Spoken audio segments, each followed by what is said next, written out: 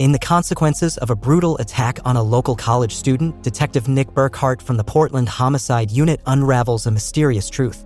He learns that he belongs to an exclusive lineage of crime profilers called Grimms, tasked with maintaining a delicate balance between humanity and mythical creatures. While attempting to shield his fiancée, Juliette Silverton, and his partner, Hank Griffin, from the perils of his newfound calling, Nick finds himself drawn deeper into the age-old conflicts of the Grimm world.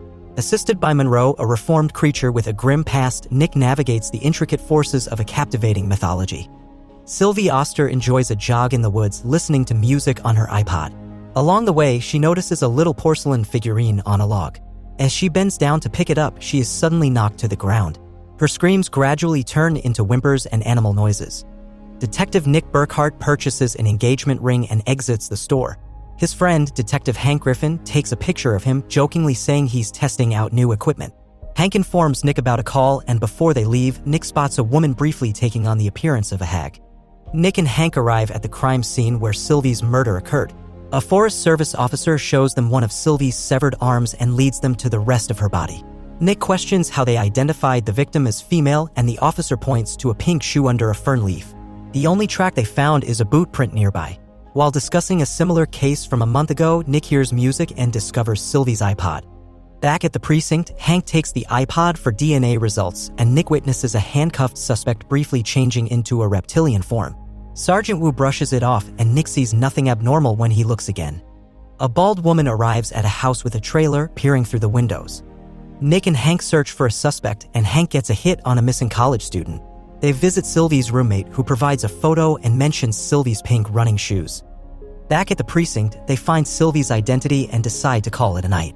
Hank tosses Nick the engagement ring, jokingly saying, "Don't blow it, Romeo." Nick arrives home, finding his Aunt Marie in the kitchen. Marie, facing health issues, reveals their family's connection to mythical creatures. She urges Nick to end his relationship with Juliette for safety.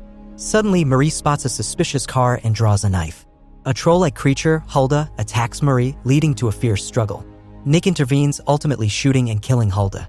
Marie passes out, but not before revealing that Nick's parents were murdered and handing him a key attached to a necklace. The police and paramedics arrive, and Juliette reports hearing gunshots. Nick heads to the hospital with Marie, leaving behind a tangled web of supernatural revelations and family secrets. Nick learns from a doctor that Marie is awake, so he goes to talk to her. Marie acknowledges that Nick saw Hulda's true form, revealing a hidden ability to see creatures for what they really are. She explains that they are Grimms, individuals with the unique power to see the supernatural. Marie admits she's one of the last Grimms and imparts this legacy to Nick, cautioning him to be careful and emphasizing the importance of what she gave him. The doctor interrupts, and Nick leaves, examining the key Marie gave him. Later, Hank updates Nick on Hulda's identity as Mr. Linden from Chicago. Captain Renard asks to see Nick, expressing concern about his well-being and requiring him to see a police psychiatrist due to his first shooting. That night, Nick has a troubling dream about Hulda attacking Juliette. He explores Marie's trailer, discovering a wealth of information about creatures and supernatural elements. When Juliette questions him, Nick reveals that Marie became his mother after his parents' death when he was 12. They return to the house, leaving the mysterious trailer behind. Hank investigates the inconclusive lab report on the boot, and Nick informs him of the lead based on a plaster cast. The duo looks at a picture connecting the case to a postman with the boots they're searching for. Meanwhile, a girl in a red hoodie attracts the postman's attention as he follows her down the street. Nick visits Marie in the hospital, where Dr. Rose informs him that Marie is in a deep coma. The doctor mentions strange scars on Marie's body resembling knife wounds, but Nick is unaware of them. Marie's condition remains uncertain, and Nick is left waiting for any sign of improvement. As he leaves, Dr. Rose raises questions about Marie's profession, to which Nick replies that she was a librarian. He receives a call and departs. Nick joins Hank and Wu in the search for a missing girl named Robin Howell. They investigate the grandfather's house, learning that Robin never arrived there after school. The case is linked to the recent college student's murder, both involving individuals in red sweatshirts. Captain Renard briefs officers on Robin's case, and Nick informs him of the connection to the previous victim. The postman, wearing the boots they've been searching for, continues his routine. Nick and Hank search the area where Robin disappeared, and Nick recalls Marie's warning about vulnerability. In the forest, they find Robin's backpack, leading them to follow boot prints. Nick's instincts kick in as he hears noises, reminding him to be cautious. The search takes them to the other side of the forest, where they spot a man transforming into a wolf-like creature. Nick confronts the man, but the subsequent search at the man's house yields no evidence. Convinced that the man is involved, Nick faces skepticism from Hank. Back at home, Juliette questions Nick about his day, but he is absorbed in the trailer's books, finding a drawing resembling the wolf-like creature. Ignoring Juliette's call, Nick watches the man's house and is unexpectedly confronted. The man, named Monroe, turns out to be a reformed bloodbath, a wolf-like creature. Monroe shares his fear of Grimms from childhood stories, and Nick presses him for information about the missing girl. Monroe denies involvement but hints at others like him. Meanwhile, the postman takes Robin to his house, revealing a secret room under the floor filled with red jackets, creating an unsettling atmosphere. Monroe drives Nick towards the postman's house, swerving and sticking his head out the window to catch a scent. Nick suggests driving, but Monroe insists he's good and soon picks up a scent. They stop on a bridge where Monroe rubs wolfsbane on himself, a plan to hide from the postman. Nick, initially skeptical, joins in.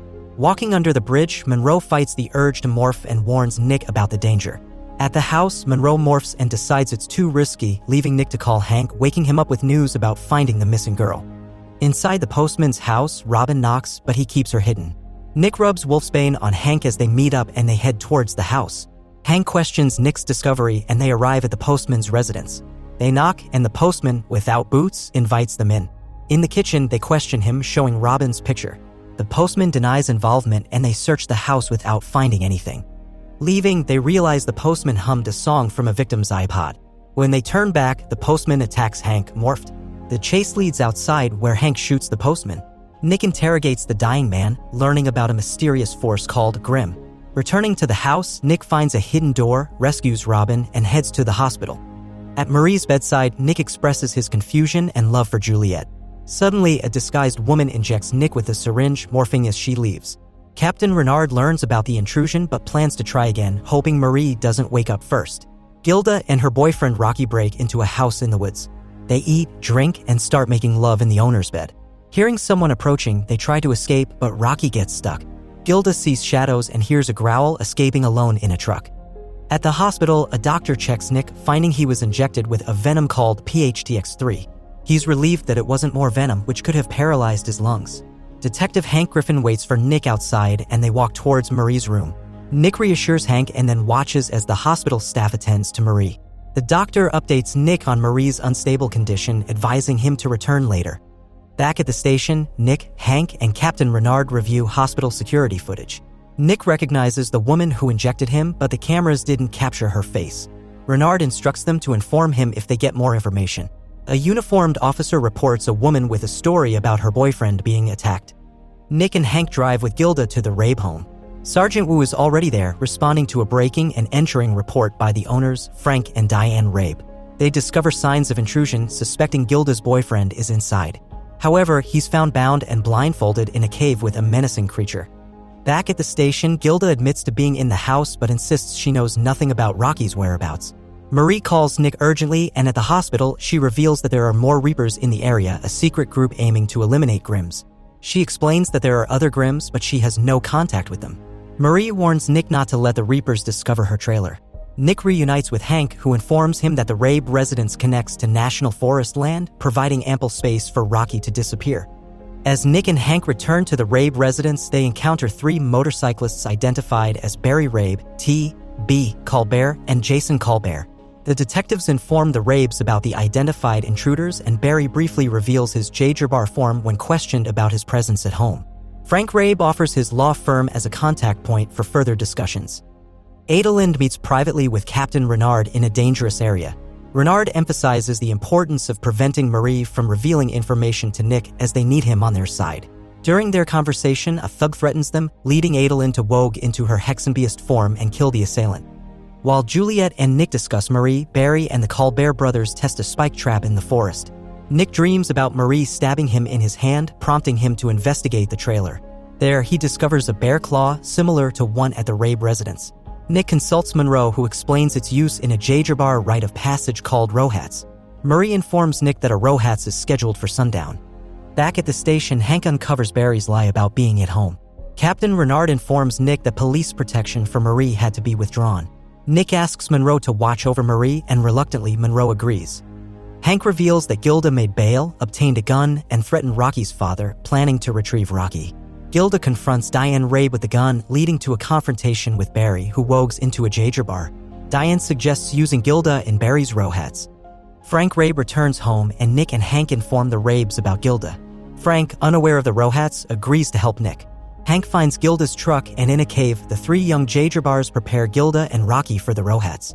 At the hospital, Monroe, fearing consequences for being close to Marie, encounters a man threatening him. Monroe fights and defeats both attackers in an equipment room. Frank and Nick reach the cave to find the young Jaeger bars, Gilda, and Rocky gone. In the forest, Gilda and Rocky are chased toward a spiked pit by the youths. Nick intervenes with Frank's help. A fully woke Diane Rabe arrives from the opposite direction and falls into the pit. Backup is called, and Diane is taken away in an ambulance. Barry Rabe, the Colberts, Gilda, and Rocky are arrested with Sergeant Wu's assistance. Monroe calls, reporting an attempt on Marie's life, uncertain if all attackers were accounted for. Nick rushes back to the hospital. Before his arrival, a man dressed as a priest attempts to kill Marie with a scalpel. In her final struggle, Marie forces him to stab himself. Nick arrives as Marie dies in his arms. Back home, a concerned Juliette watches Nick drive away with Marie's vehicle and trailer. Nick and Juliette visit Marie Kessler's grave, hoping she rests in peace. As they leave, an unidentified creature in the tree line observes them from the cemetery. A young woman, Serena Dunbrook, joins a streetcar with a group of people revealing themselves as a flash mob dancing to YMCA. When the group exits at the next stop, the conductor discovers Serena lying on the floor. Detectives Nick Burkhardt and Hank Griffin, along with Sergeant Wu, respond to the scene. Nick observes a puncture wound on Serena's bloated corpse, and the medical examiner, Dr. Harper, determines she died of anaphylactic shock. At the station, the detectives review streetcar security footage. Captain Renard urges a swift resolution to prevent public fear of using transportation. Nick asks Wu to appeal for witnesses present during the flash mob. They visit Serena's workplace, where Harrison Berman and Camilla Gottlieb deny knowledge of why she might be targeted but grant access to records for the investigation. Meeting with Professor Elliot Spinella, the detectives learn that the toxin causing Serena's death is natural but lacks a known source. A bee lands on Nick's hand, surprising the professor, who notes the unusual behavior for a queen bee. Nick and Hank return to the station, learning that 22 flash mob members are present for questioning, and Captain Renard is taking an interest in the case. Interviews with the participants reveal identical explanations for their involvement. When Doug Shello wogs into a Mellifer during Nick's interrogation, tensions rise. In another update, Doug Wogs is again joined by John Coleman. Following Doug Shello to an abandoned paper mill, Nick and Hank witness a meeting with John Coleman and an unidentified woman.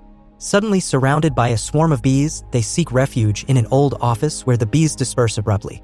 Hank, stung multiple times, receives treatment from Juliette Silverton and is advised to rest. Nick drives to Forest Hills Storage, where he keeps Marie's trailer. Researching mellifers and hexambeists, he discovers that hexambeists have birthmarks under their tongues and are natural enemies of mellifers. While reading, a mellifer observes him through the trailer's roof vent. Nick calls Monroe, who meets him at the paper mill. Monroe explains mellifers' role as communicators and leads Nick to an office where they find an envelope addressed to Melissa Wincroft. Following the address to a mansion, they discover dead bees covering the floor and large hives on the upper floor. The next morning, with Monroe gone, Hank joins Nick at the mansion. Nick explains that the dripping liquid is the toxin source that poisoned Serena Dunbrook. She had been an attorney involved in a hostile takeover of the paper mill previously owned by Melissa Wincroft. Doug Shello and John Coleman, both employees, were part of the flash mob. While discussing, a uniformed officer informs them of another flash mob murder reported by Sergeant Wu. Nick and Hank respond to the scene, where they find Camilla Gottlieb as the victim.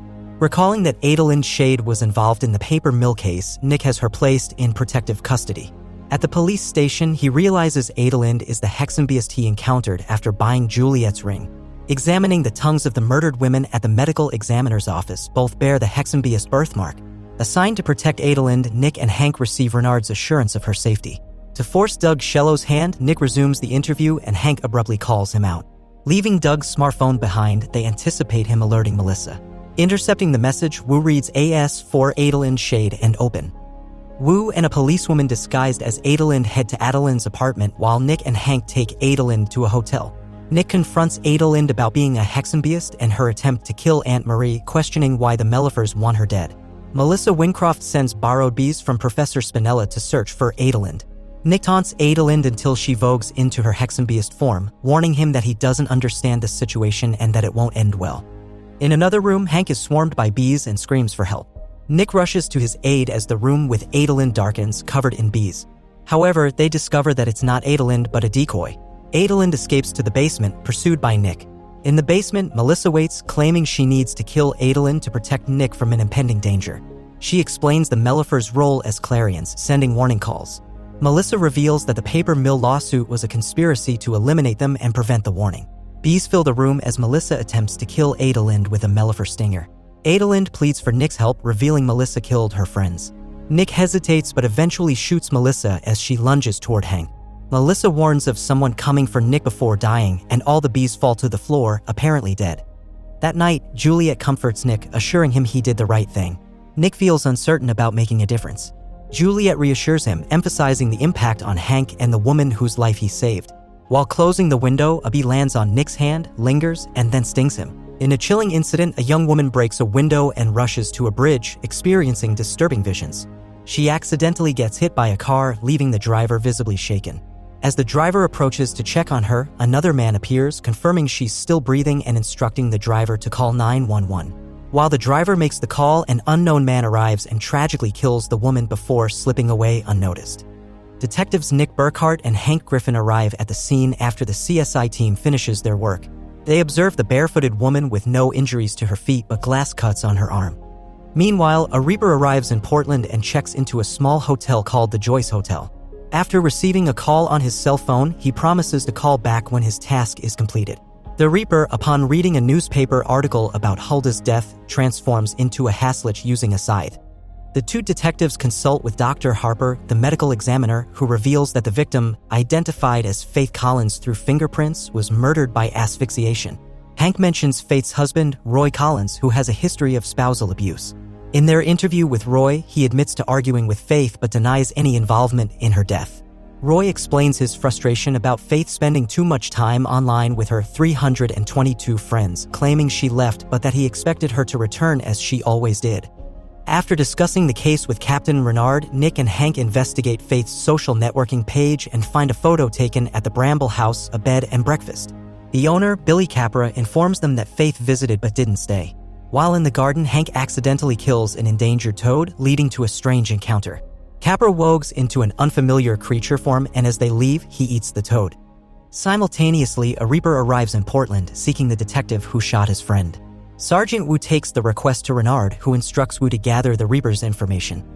To delve into Capra's background, Nick reads about Ziegvolk in Marie's trailer and consults Monroe, learning that Ziegvolk releases a pheromone that induces love. While shopping with Juliette, Nick ponders attraction. Back at work, the detectives discover that glass shards in Faith's cuts were from a window she broke before her death. 3 missing women and a pattern of pregnancies in other cities raised suspicions. 17 women were found, 14 pregnant, with the same father's DNA. Capra feeds women locked in his inn's basement. During a stakeout, Hank installs a tracker on Capra's car, but Capra leaves it at home. Hank explores the inn and Nick follows Capra, witnessing him consuming a toad before entering a bar. Monroe joins Nick and observes Capra talking to a woman. The Reaper meets Renard, who inflicts punishment for entering his city without permission. Simultaneously, Hank discovers a hidden room in the inn's basement, rescuing 3 captive women. However, he falls victim to gas installed by Capra. Returning to the inn, Nick confronts Capra, warning a woman named Lisa. Hank's phone signals inside the inn, leading them to discover the basement. Capra escapes, taking Lisa, but the women are saved. Tracking Capra, they witness him wogue and get hit by a bus. Despite his injuries, Capra's pheromones affect the female paramedic, hinting at potential complications. A rave is happening in Portland, featuring the popular DJ Wretched Cat. Simultaneously, at the Von Hamelin Music Institute, a string quartet comprising Sarah Jennings, Carter Brimley, Trey Harrison, and Marvin practices St. Sans's Danse Macabre under the direction of Paul Lawson. Later, rats infest Lawson's car, attacking him. The next morning, the school principal, Grace Kaplan, discovers Lawson's partially eaten body in the car, surrounded by cages labeled Geiger Pest Control. During the investigation, Nick and Hank question the quartet members, learning about a recently suspended student named Roddy Geiger. Despite Sarah's belief that Roddy wouldn't commit such an act, suspicions arise about his involvement. At the Geiger home, Nick and Hank find Roddy playing the violin in a shed while rats gather around, seemingly drawn to the music. When they approach Roddy, his father, Ephraim Geiger, wogs into a reinigen, accusing them of harm. Hank grabs Roddy to prevent him from running away, leading to a tense situation. Ephraim attacks Hank, prompting Nick to intervene and arrest both Geigers. Ephraim claims innocence, stating he was in the mountains during the car attack and that the stolen cages belonged to them. He alleges mistreatment from schoolmates due to their financial status. Roddy, during his interrogation, admits to a suspension for attacking fellow students Carter and Trey. He asserts self-defense, claiming they jumped him. Roddy also reveals he is DJ Wretched Cat and provides an alibi for the night of the attack, leading to his release while his father remains in custody for resisting arrest. Dr. Harper informs them that Dr. Lawson died of a heart attack, not the rats, and presents green and red nylon fibers found in a rat's stomach, potentially linked to the car. After Roddy's confrontation with Sarah, Hank brings a report revealing that the fibers came from blankets and an expensive German car. Sarah's mother enters, accusing Roddy of harassment and demanding evidence of his guilt. She insists that Roddy doesn't belong in the school or the neighborhood, and Hank playfully mentions the entertaining encounter during the conversation. Nick seeks Monroe's advice on Reanigen, and Monroe shares insights into their status as bottom feeders who turn violent when pushed to the limit. Nick requests Monroe to talk to Roddy, and Monroe agrees after learning about Roddy's musical talent. Hank, feeling impressed by Nick's instincts, discusses them with Sergeant Wu over drinks. Later, Adelind Shade approaches Hank, suggesting dinner, while Captain Renard observes from a distance. Monroe visits Roddy, revealing his Weazen form to encourage a conversation. Monroe expresses concern for Roddy and advises him against making foolish choices. Despite Monroe's attempt at guidance, Roddy's anger intensifies after learning about his father's injury in custody. Roddy, upset, unleashes the rats and leaves his room in disarray. The next day, he heads to a warehouse with the rats following him, accidentally leaving a fire behind. Nick and Hank inform Renard about the fibers and discover that Carter matches the description of the car they're looking for. Renard grants them a search warrant. While Carter, Trey, and Marvin discuss the rats, each receives a message about Wretched Cat playing and decides to go to the warehouse. Nick and Hank find evidence in Carter's SUV, linking it to the crime. At Sarah's house, they discover a text about Wretched Cat's performance at a warehouse on Front Street. The quartet arrives at the warehouse, led by the music, just as Nick and Hank approach. Wretched Cat reveals the truth about Dr. Lawson's death, causing Sarah to realize the deception. Roddy plays the violin, commanding the rats to attack, and Sarah is left alone. Roddy stops the music to save her just before Nick and Hank intervene. The trio admits to the crime, explaining their intention to frame Roddy. Sarah apologizes to Roddy, who remains unemotional. Nick questions the necessity of Roddy's actions, but Roddy defends his approach, emphasizing that his scare caused no harm compared to the trio's deadly deception. Roddy leaves, and Nick chooses not to stop him. As Nick tries to write the report, he discovers the impact of his presence on the creature world when his refrigerator repairman, an Eisbiber, reveals his fear of Nick. Hap Lasser, a big guy living in a messy place, accidentally sends his shake weight flying through a window while working out. When he goes outside to get it, his home suddenly explodes. Nick and Hank investigate, thinking it's connected to another recent fire where Hap's brother died. Hap, not revealing he's a bloodbath, insists it's not foul play. Monroe, Hap's reluctant friend, is asked by Nick to keep an eye on him. The investigation into the explosions reveals a strange pattern. The victims got insurance payouts. Nick suspects a Weazen vendetta and digs deeper into the beneficiaries' backgrounds. Meanwhile, a mysterious writer, smelling the explosion sites, roams around. She seems determined to find whoever caused the explosions. As Nick and Hank interview the beneficiaries, tensions rise. Hidden conflicts and personal histories emerge. Monroe, skeptical but helping Hap, uncovers unsettling details about a Weazen group with a dark agenda. The detectives face challenges from both human and Weazen adversaries. The story weaves crime, mystery, and supernatural elements, testing Nick's Grimm abilities and shaking the trust among the Weazen community. Back at Monroe's place, Hap's presence disrupts Monroe's orderly life. Meanwhile, Nick arrives at Monroe's house only to be attacked by a ferocious female bloodbath. The attacker is revealed to be Hap's sister and Monroe's ex-girlfriend, Angelina. Hap intervenes and Monroe explains the situation to a furious Angelina. She expresses her distrust of Nick, being a Grimm and a cop, but Monroe defends Nick, vouching for his character. Monroe and Angelina engage in a wild chase in the park, revealing their bloodbath sides. They end up making love, embracing their Weazen natures.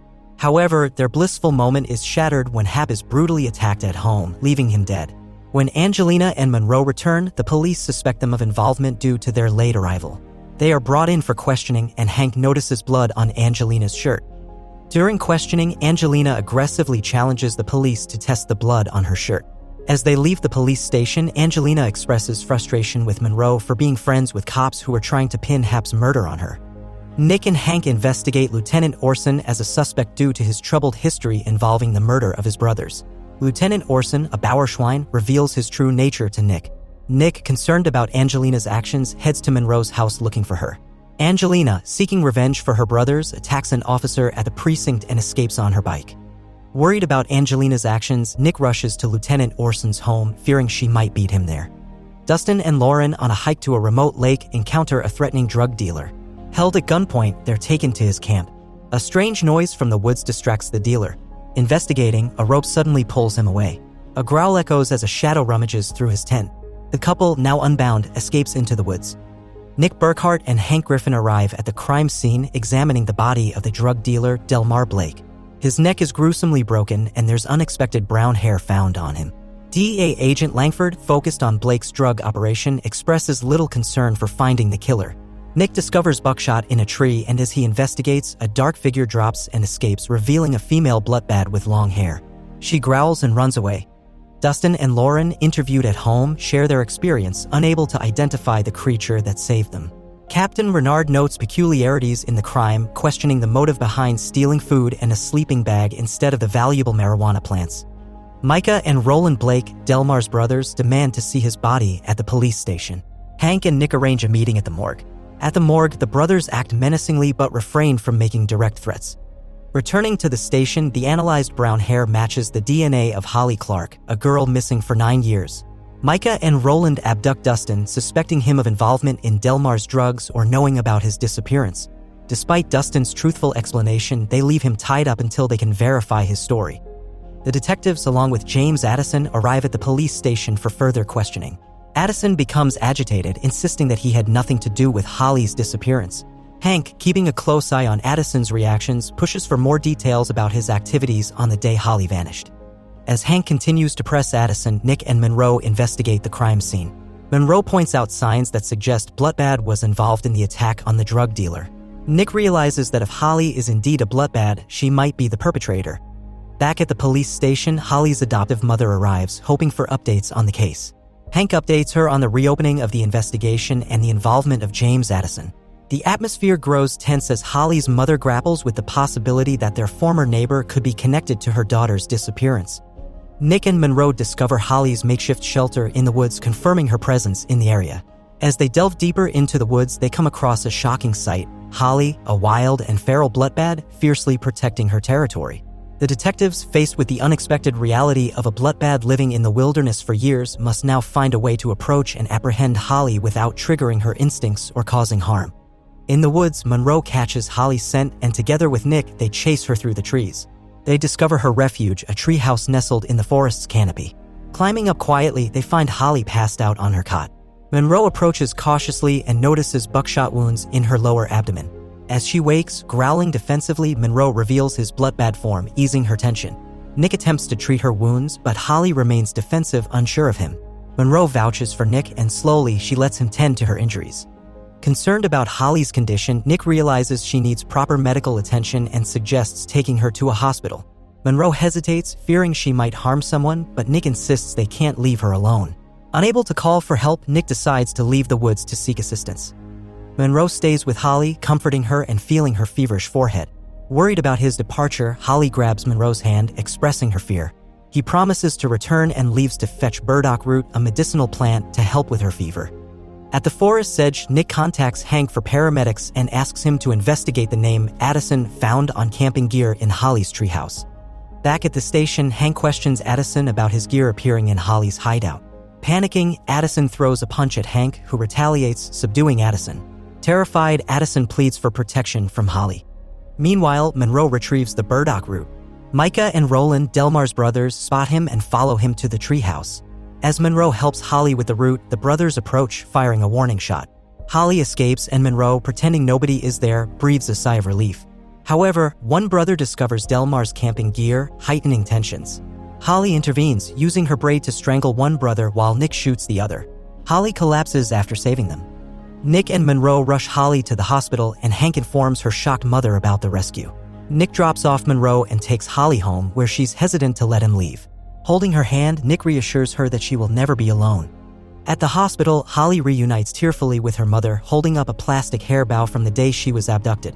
Captain Renard announces her safe return and reveals a suspect in custody for her abduction. During a suspect lineup, Holly points directly at Addison, her eyes glowing bright red. In the dimly lit night, Judge Logan Patterson faces a horrifying fate as an intruder violently breaks into his home, triggering an alarm that echoes through the stillness. Sergeant Wu swiftly responds, discovering Patterson's lifeless body. Detectives Nick Burkhardt and Hank Griffin rush to the crime scene, joined by the enigmatic Captain Renard. Amidst the grim atmosphere, a fingerprint found on the murder weapon, a gavel, becomes a crucial lead. Simultaneously, the unidentified assailant discards a severed hand into a body of water in Portland. The puzzle deepens when the fingerprint is linked to Vince Chilton, prompting a tactical team to investigate Chilton's apartment. A gruesome revelation awaits them. Chilton lies dead, his right hand brutally severed, adorned with an ancient woman's watch. Hank recalls that Nick knows a watchmaker, leading them to Monroe's abode. The watch's secrets unfold as Monroe unveils that it was deliberately stopped at 10:15 on March 11th. Tracing its history, they connect it to Mary Robinson, a retired assistant district attorney. A sense of foreboding envelopes Hank as they head to Robinson's residence. Uniformed police, including Sergeant Wu, confront a chilling scene at Robinson's house, her lifeless body, tongue severed, carefully placed on a set of scales. Hank, struck with a dreadful realization, acknowledges the identity of the killer. Returning to the station, Hank reveals the killer's name, Oleg Stark, previously convicted of the gruesome murders of Jack Lambert, his wife, and child. Stark's escape from a California prison unfolds as they discuss his extraordinary physical attributes, insensitivity to pain, and incredibly dense bones. The pieces of the puzzle fall into place. Judge Patterson presided, Mary Robinson prosecuted, and Vince Chilton was the jury foreman, all connected by a verdict delivered at 10:15 on March 11th. Fearing for Hank's safety, Renard places him under protective custody while assigning Nick the task of tracing Stark's elusive movements. Evidence of the elusive Oleg Stark is discovered near Hank's former residence, prompting Nick and Captain Renard to rush to the scene. As they investigate, Stark watches from a distance, keen on determining if Hank will make an appearance. Nick, sensing an unseen presence, finds himself on edge but sees no one when he turns around. Seeking answers, Nick heads to Aunt Marie's trailer, hoping to find a creature matching Stark's unique medical condition.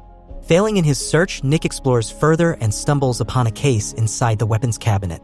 To his surprise, he uncovers a rifle with an engraving detailing its usage. Returning home, Nick hears suspicious noises outside, initially attributing them to raccoons. However, as the sounds persist, he cautiously approaches the source.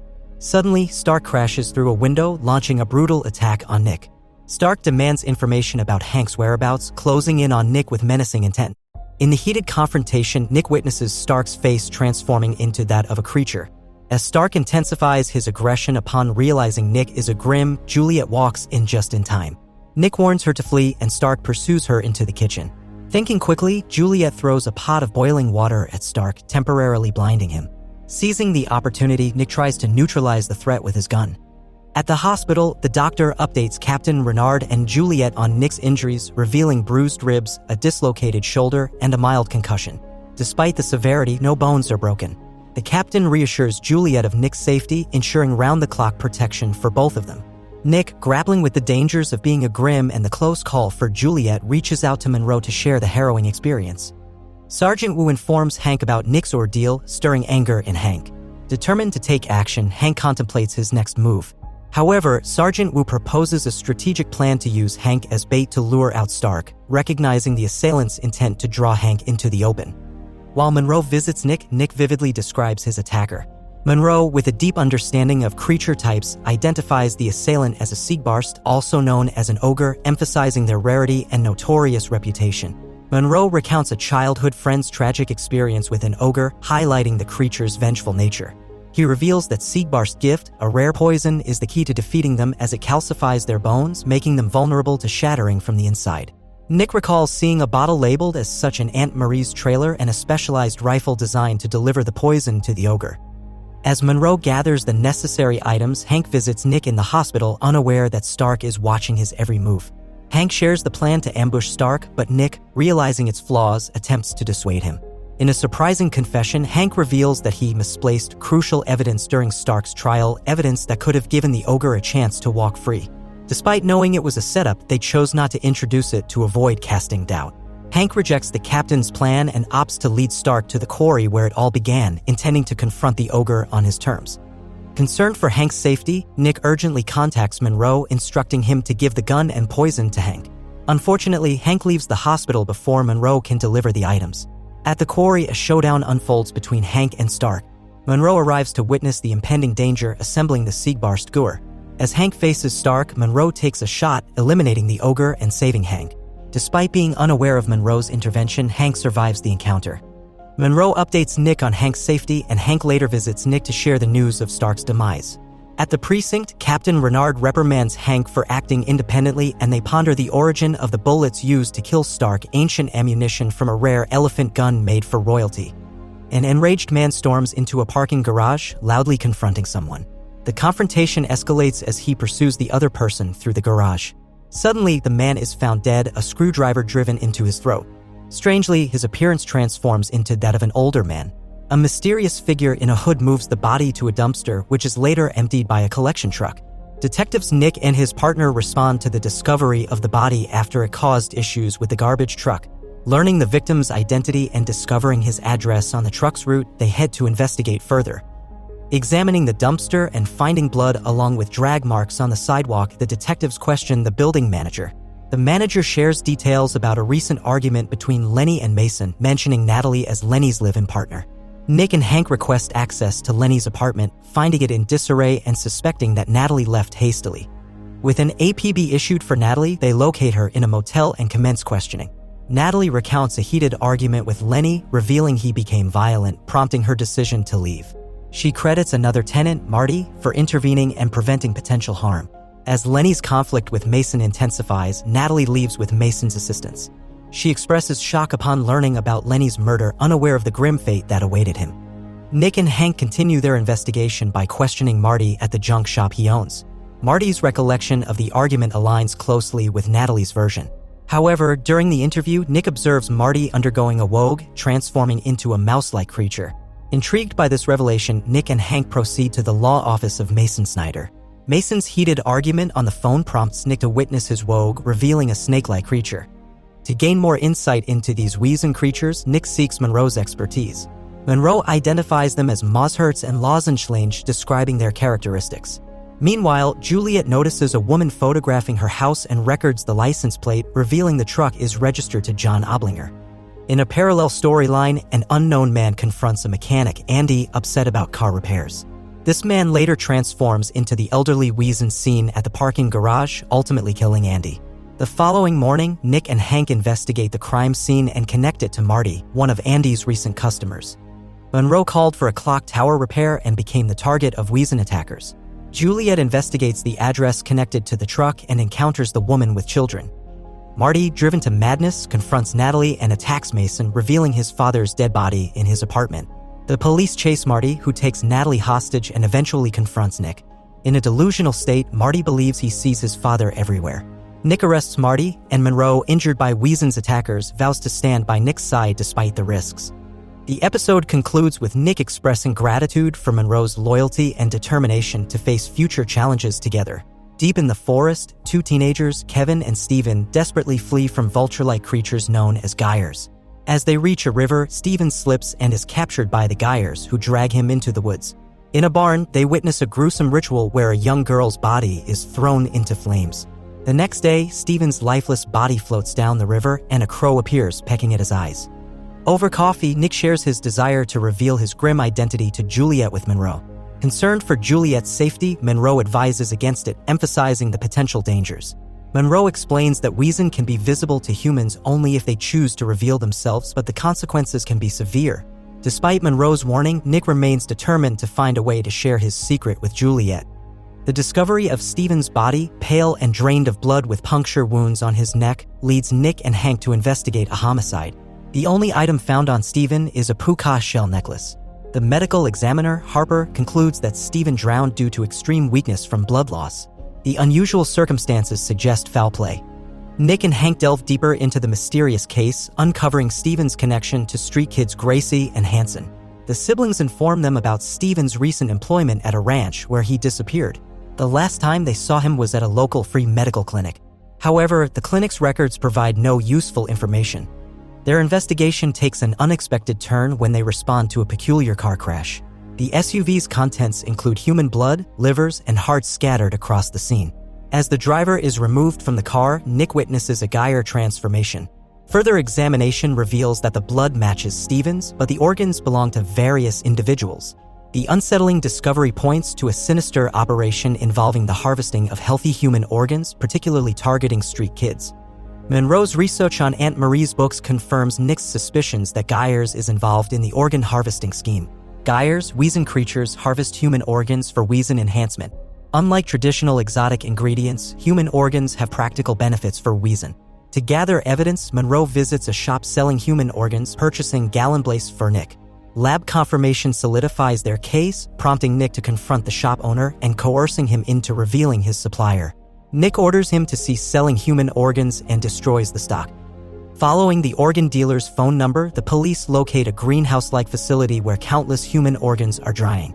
They apprehend the man responsible and trace numerous calls to a free medical clinic frequented by street kids.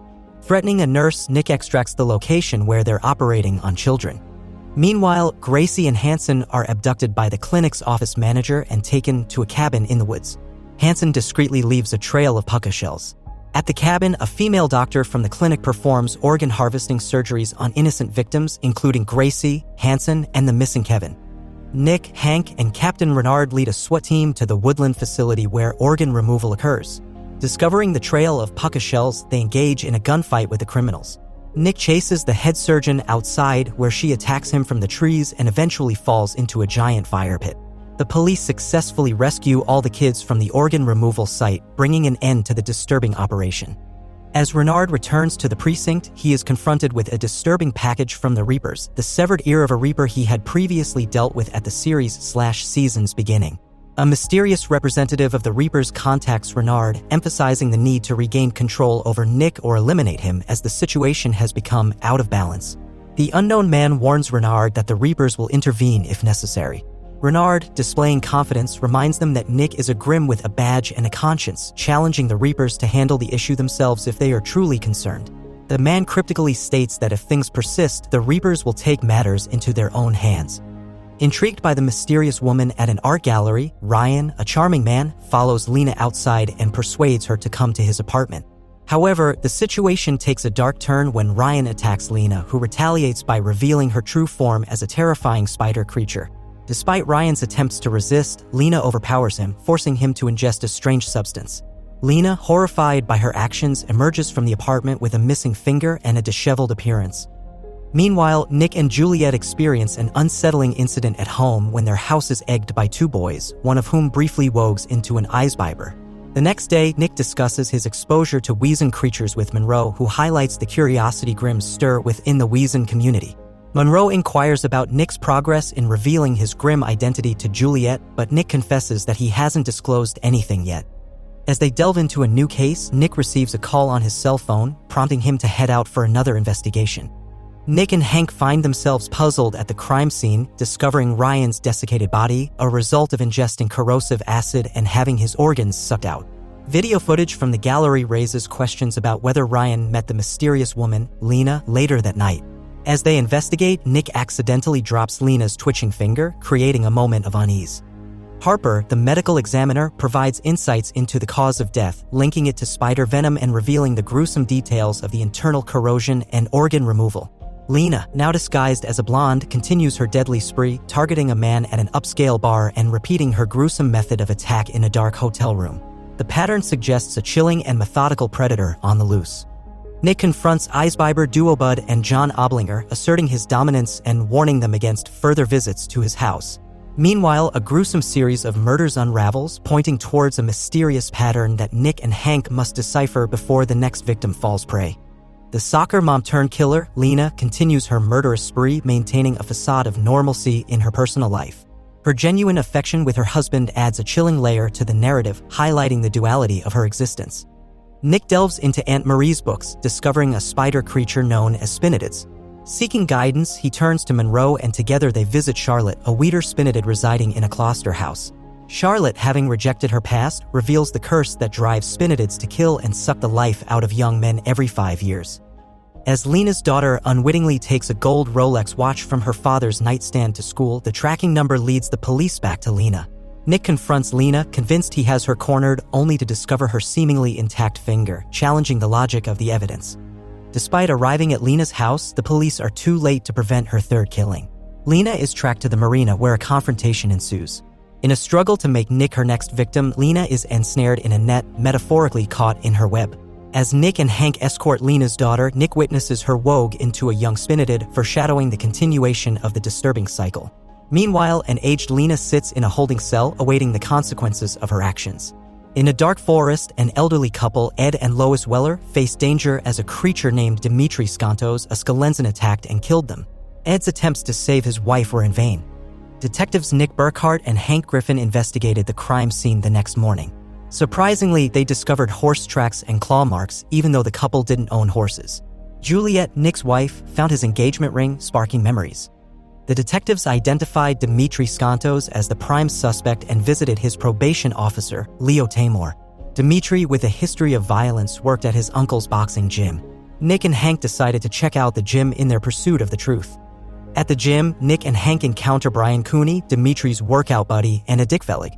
Brian reveals that Dimitri went running in Forest Park a few weeks ago. While showing them the running trail, Brian runs off. Hank notices horse manure on the trail only 6 miles from the murder site. During Brian's run, the men on horseback capture him. Franco informs Hank about Dimitri's abandoned and salvaged car. At the location, the car is stripped of value and they spot someone near an abandoned warehouse. Pursuing him inside, they find a blood-soaked area and a ritualistic fighting space marked in Latin. The presence of medieval weapons raises suspicions. Franco gets injured as the suspect escapes, prompting a call to forensics for DNA analysis. Back at the station, reports confirm that the blood in the warehouse matches Dimitri's blood, indicating he participated in the arena fights. Nick and Hank bring pictures of the fighting ring to Captain Renard for translation. The Latin inscriptions suggest fighting to the death. Renard tracks down Leo Tamor, the fight club organizer, and orders him to shut it down as he violated orders by using Dimitri, who wasn't supposed to have any family. Leo, defiant and dismissing the importance of royalty, refuses to comply. Renard, angered, pulls out his gun, threatening to kill Leo unless he cleans up the mess or faces Renard doing it for him. Nick enlists Monroe's help to gather information on the fight club. Monroe visits a bar where he encounters Sally, a Weazen bookie. After revealing his bloodbad nature, Monroe seeks more thrilling bets, expressing disinterest in a greyhound race. Sally mentions the Lowen Games, but Monroe is initially reluctant. However, he persuades Sally with $100, gaining the number of a representative for the Lowen Games. Monroe promptly calls Nick, informing him that he'll meet someone at 6 p.m. in Linton who will guide him to the fight's location. At the police station, Renard informs Nick and Hank that Brian is missing, and they disclose that he was last seen going for a run in Forest Park. Later, Franco contacts Nick, revealing that they've located Brian's abandoned car. Nick rushes to the scene, but Monroe calls, saying he's been waiting for his contact to guide him to the fight club. Concerned for Monroe's safety, Nick instructs him to leave immediately. As Monroe awaits his contact, a car with a horse trailer arrives. However, before Monroe can escape, he is assaulted. Nick hears the commotion over the phone, urging Monroe to get away. Arriving just in time, Nick arrests the assailant, extracting the fight club's location. Monroe finds himself in a cage at the fight club next to Dimitri. Attempting to connect with Dimitri's humanity, Monroe offers help with his injured hand, extracting a large nail. The handlers toss meat into the cages, revealing it to be human flesh, marked with a rhino tattoo of Brian Cooney. Shocked and disgusted, Monroe witnesses Dimitri devouring the gruesome meal. Later, Monroe undergoes electric shocks in an attempt to force his bloodbad transformation. Monroe is dragged into the fighting ring to face Dimitri, putting up a valiant effort but ultimately overpowered by the seasoned fighter. As Dimitri prepares to deliver a fatal blow, Nick arrives with police backup. Holding Leo at gunpoint, Nick demands Monroe's release. Leo, adamant that someone must die, forces Nick into the arena to face Dimitri. The crowd eagerly anticipates the rare spectacle of a Grimm battling a Weazen. Despite a tough fight, Nick manages to defeat Dimitri just as the police backup arrives, shutting down the operation and saving both Nick and Monroe.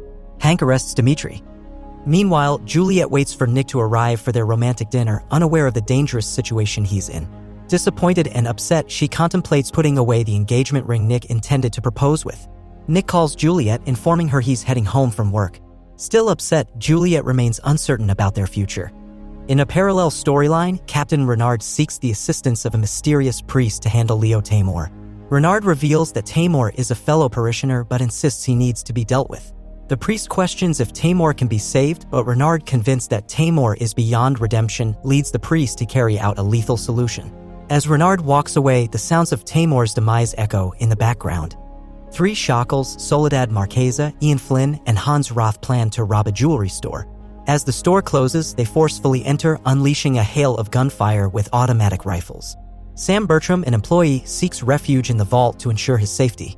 Realizing the criminals are drilling into the vault door, he grabs a small box of gold coins and consumes them.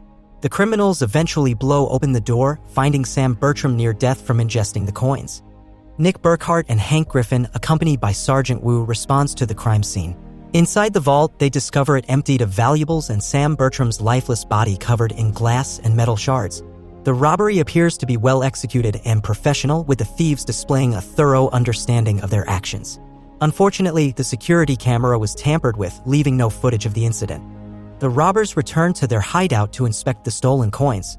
After scrutinizing each one, they suspect the coins might still be at the jewelry store. Soledad Marchesa accuses his accomplices of stealing the coins, leading to heated threats before he storms out. Left alone, Ian and Hans mistake each other for a burglar and shoot, fatally injuring one another. A Steinadler emerges from the shadows, overseeing their lifeless bodies.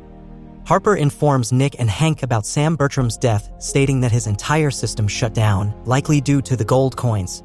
Gold typically doesn't cause such a severe allergic reaction, suggesting the coins contain other metals. Hank decides to collect the coins as evidence, though Harper expresses frustration since she still needs to run toxicology tests. Nick receives a call about the BMW found at the robbery scene, prompting them to investigate. At the BMW location, Nick and Hank find Officer Brenner waiting in his cruiser. They enter the premises, with Hank apprehending Farley Colt. As Brenner pursues Soledad, the suspect evades capture by jumping a fence. Hank is displeased with Brenner's failure, who later falls victim to an unseen assailant. When Nick arrests Colt, he witnesses the Steinadler transformation.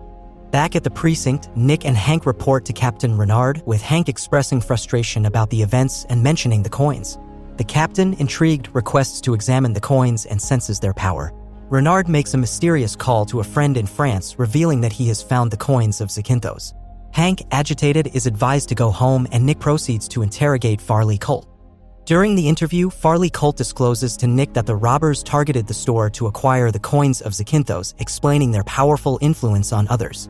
Colt recounts the coins' history, safeguarded until 18 years ago when a Grimm, Nick's parents, protecting them, died in a car accident in Rhinebeck, New York, where Nick grew up.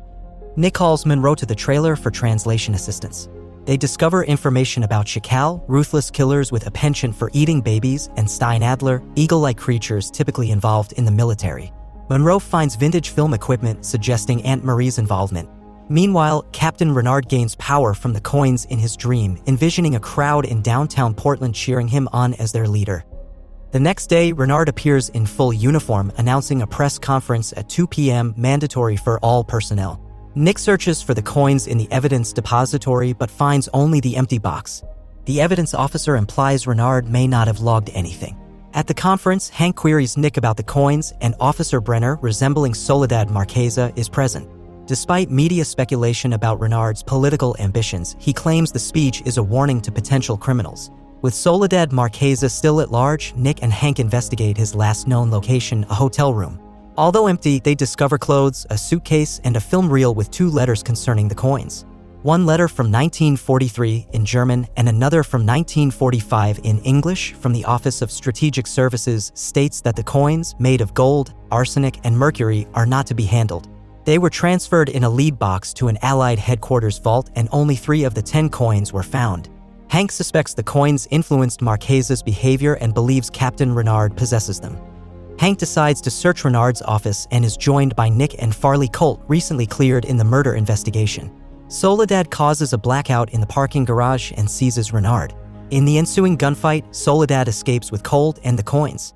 Despite Hank shooting Soledad, he dies without revealing information about Nick's parents. Later, Nick confronts Colt in his hotel room, demanding the coins. After a scuffle, Nick retrieves the coins and instructs Colt to forget about them. Back in the trailer, Nick feels the coins' magical influence and hastily returns them to their box in the weapons cabinet. Examining the film from Cult, Nick discovers footage from the 1940s showing Adolf Hitler wedging into a bloodbath with the coins of Zakynthos visible on his coat collar. The next part of the series will be displayed on your screen right now. See you there.